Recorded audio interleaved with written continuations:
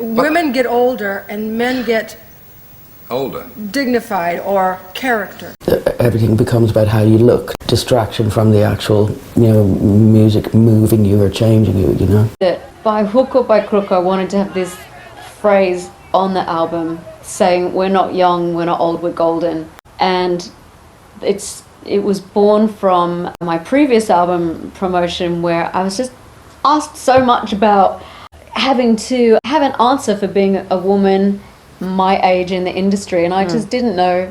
I didn't know the answer. I was getting really frustrated. I could accept getting older, but I don't plan to disintegrate. Pop music is ultimately founded upon escapism.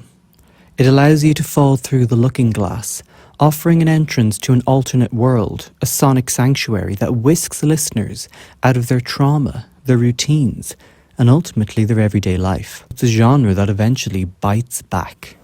Pop is all about the fantasy of perfection, the fairy tale of accessing the unattainable, reaching somewhere over the rainbow, somewhere only youth exists.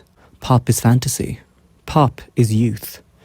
As a result, the mere idea of simply celebrating older artists feels like an unwelcome disease to the foundational dogma of youth that rules the promotion of pop. There's always been a ticking time bomb placed around the necks of pop stars, and this imminent destruction had little to do with the quality of music and more to do with the passage of time. Pop is prejudice. Pop is ageist. For this reason, many pop stars were often forced to lie about their age, as a matter of survival. Geri Halliwell claimed to be 21 when she debuted with the Spice Girls when she was actually 25. Nicole Scherzinger claimed to be 28 when she was 30.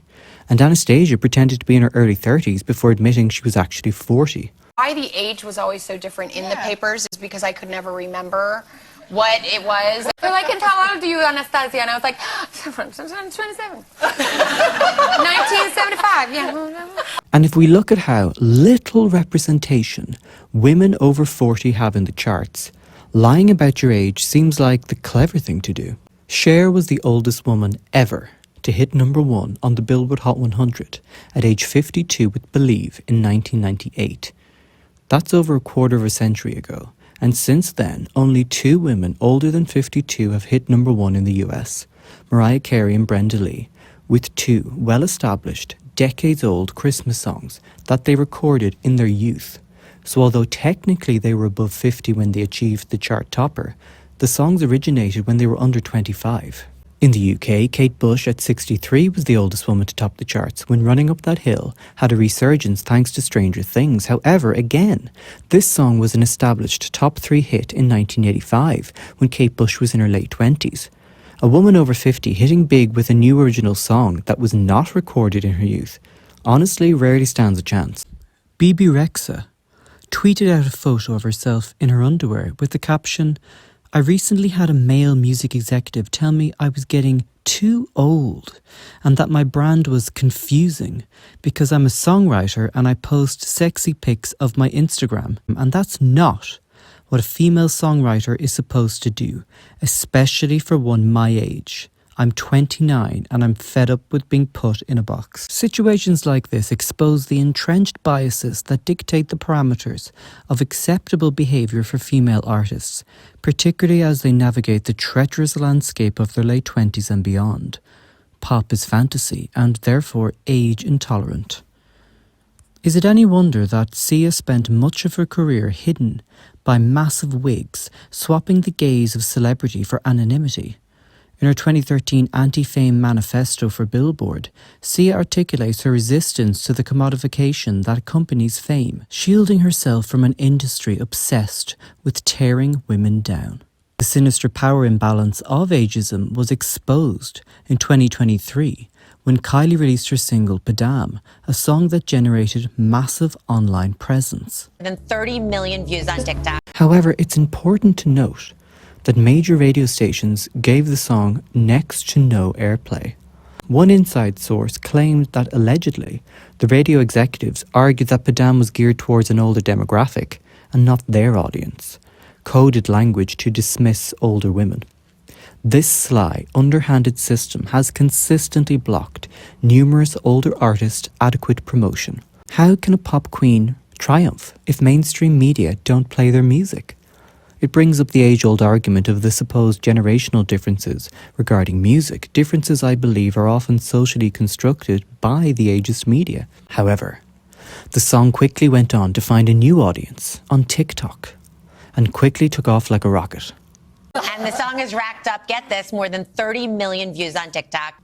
Its simple but unusual lyrics were incredibly relatable to a wide variety of situations, meaning endless scenarios were filmed using the chorus as its backing music. The club energy and choreo of the music video created a dance trend, and when you combine these two viral phenomenon together, you create a huge viral hit, which translates into huge streams and therefore a chart comeback. Padam eventually landed at number 8 on the UK charts, her first top 10 since All the Lovers in 2010, 13 years prior. And yet, BBC Radio 1 still wouldn't play the song. In a ridiculous turn of events, when counting down the official UK top 10 in the summer of 2023, every song was played, except Padam.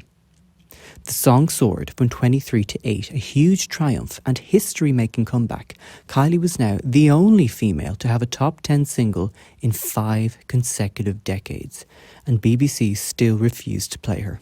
A spokesperson for the radio station claimed each track is considered for the playlist based on its musical merit and whether it is right for our target audience, with decisions made on a case-by-case basis. So given the fact that Padam was excluded from airplay, can we surmise the big wigs didn't feel it aligned with their target audience, a traditionally younger audience? It exposed a pro-youth attitude in mainstream media, and it made me wonder how many other potential hits by older women were excluded from the airwaves and subsequently went unnoticed because they didn't have the luxury of going viral on TikTok. I'm having the time of my life. Every day friends are texting going, check this one, or the memes and the TikToks. And ultimately, TikTok has changed the system from its very foundations, helping older artists to bypass traditional ageist media. Just like MTV altered the game with visuals, social media has changed the game with the algorithm.